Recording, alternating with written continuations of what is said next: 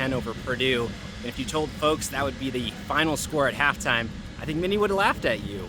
A 0-0 first half, one of the sloppiest periods of football that Nebraska has played all season, really set this one up for an exciting second half where Nebraska needed to respond, and they did. Really story of the game, missed opportunities early on. Nebraska driving inside that Purdue 35, 40-yard line.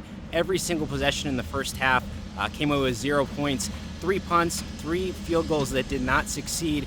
2 of those poor snaps, the blocks, one of those missed by John Hull. But the second half, things completely changed for Nebraska. A lot fewer possessions, and that meant that Nebraska made the most of them. Dylan Raiola coming out, throwing a key touchdown pass to Jamal Banks. That was huge. Nebraska getting a little bit more going on the ground, too. An area that I thought that they lacked a lot today, because this is a Purdue team that came in allowing the 3rd most rushing yards nationally per game. Today, Nebraska struggled there running the ball in the first half, but finally got going in that second a little bit. Dante Dowdell scored the rushing touchdown. It was Emma Johnson who picked up a lot of those yards on that touchdown drive.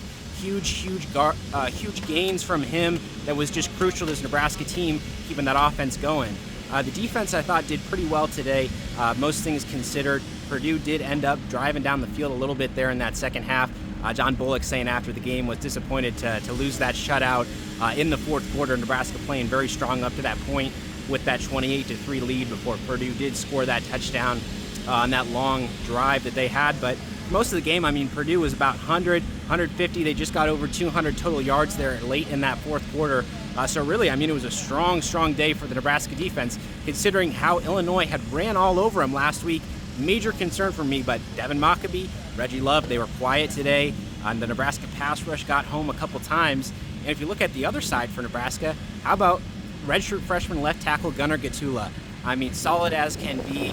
Matt Rule shouting him out in the postgame saying, hey, I hardly noticed him out there, and that means he's doing a good job, not allowing too much pressure, and they weren't needing to scheme for him. Just trusted Gatula to go out there and get the job done.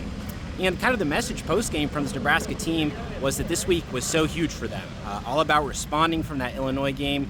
This was some of the messaging that we heard during the week, that Nebraska got punched in the mouth, needed to punch back, put their hands up, defend themselves, get back to what they did right, the same winning process that led them to that 3-0 start. And certainly it may not have been there in the first half, but Nebraska, they liked the 0-0 physical game. They liked the grittiness, the toughness that team needed to show there in the second half. So a lot of positives to take away from that one, especially the way that Nebraska dominated that second half. Something the Huskers haven't done in a long time.